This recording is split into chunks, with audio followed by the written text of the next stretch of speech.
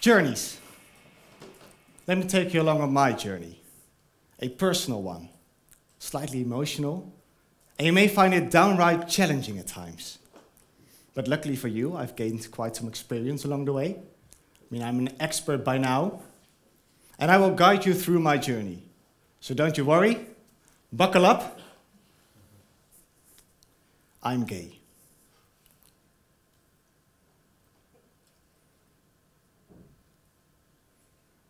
That's exactly the way my parents reacted. We are in an Asian restaurant near the Grand Canyon, and I'm sitting here, together with my father and my mom. I utter those 3 words, I am gay, and along comes a waiter. Can I help you guys? Yes, for me a beer, please. Certainly, sir. For you, ma'am, for me a beer as well. Okay? And for you, sir, for me a sweet white wine, please. With an ice cube.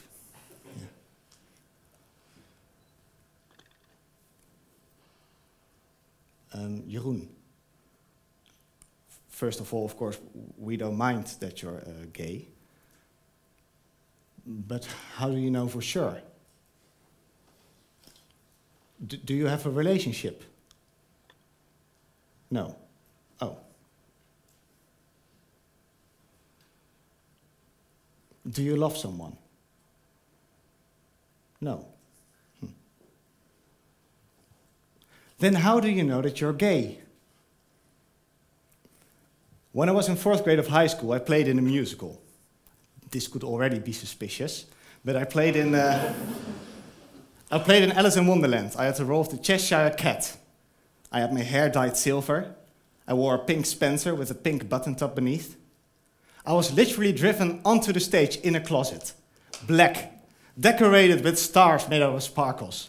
And I came out of this closet with an umbrella in my hand, in the colors of the rainbow, to sing I'm Singing in the Rain to the tunes of YMCA.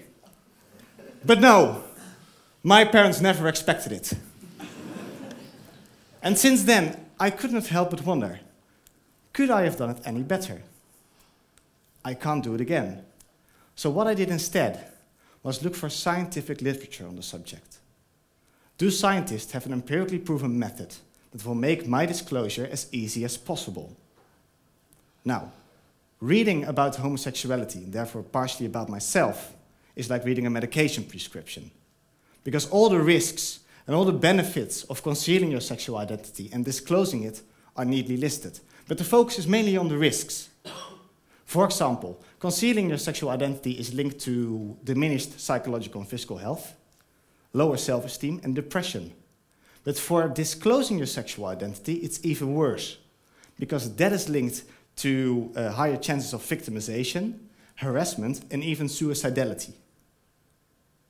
If I had read these articles before the summer, I wouldn't even have attempted to tell my parents. I would have been scared straight. So reading about homosexuality is hardly recommendable. But there was one thing that I could relate to, and that both the literature and I agreed on. That is that concealing your sexual identity is not a good thing. From experience, I can tell you that it can make for quite some stressful situations when you're asked about having a relationship and you have to subtly avoid talking about it. I mean, I used to make a joke or two about it and then start talking about the weather or something. Very creative. But as soon as the literature started talking about something called the closet, whatever that is, I found it hard to relate to the article. And that's my main point of tonight. Because when we, and the literature as well, use the metaphor of a closet and the term coming out of the closet, we reinforce the idea that coming out or disclosing your sexual identity is a single-step action. And through the years, this term, coming out, has gained such a negative connotation, as if disclosing your sexual identity is like breaking through a reinforced concrete wall or something. And this is not how I experienced it. It's just plainly misleading. Now, instead, disclosing is a journey, an expedition. One where you will encounter not one single major barrier, but instead a variety of smaller ones along the way. And every time you tell a friend or a colleague of yours that you're gay, you've broken through one of those smaller barriers. And frankly, your journey may never end, because you will probably have to tell new friends or new colleagues about your sexual orientation your whole life.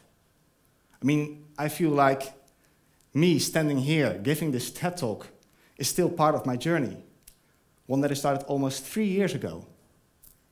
But the main reason why I regarded my disclosure not as a closet but as a journey is because, looking back, it was so inspirational and insightful for me. Whenever I encountered a barrier that I found tough to break, I simply stepped to the side of the road, sat on a bench in the sun, and calmly analyzed the situation. What is it that makes this barrier so tough? Is it me? Is it the other? Or is it the barrier, and what should I do to be able to make it through? And in this way, I learned so much about myself, about my strengths and weaknesses, but also about those of the other, or a society, or a culture.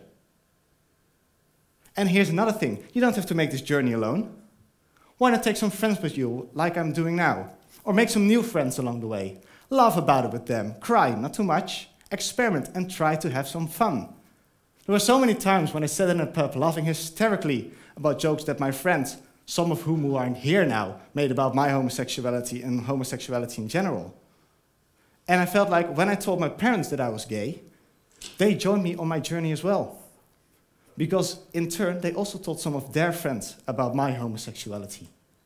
They also broke through some of their barriers and some of mine. And this process was also very insightful and inspiring for them. I think everyone deserves a journey like this. And looking back, even though some of these barriers were nerve-wracking to break, I would do it again. Everyone deserves a journey like this one. So, I encourage all of you, even if you're not gay, to join the journey of your friends and colleagues who are gay, and are yourself, and what you will experience and encounter on this identity-forming journey. And even if you don't know anyone who is gay, or a colleague of yours who is gay, I'm certain that everyone has a secret right now that they keep to themselves, but that they would much rather discuss with someone else.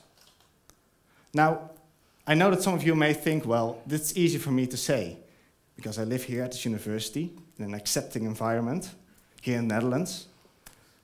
And I do realize damn well that opening up in Indonesia at the moment, or in certain African countries, or in North Carolina, in the States at this moment, is so much harder. But I'm not trying to convince you that this journey is just plain fun and easy. No, I'm trying to show you that the way you see your journey up front, so either as a closet or as an expedition, will have a tremendous impact on how you will perceive the process of disclosing itself. So what I've done during the past 8 minutes is I've divided this traditionally high barrier of a closet and divided it into smaller ones. A journey that is fruitful, that's inspiring, that is fun to do. And I wish for you that after this TED Talk you will realize that disclosing your sexual orientation is not a barrier to look up to, but a journey to look forward to.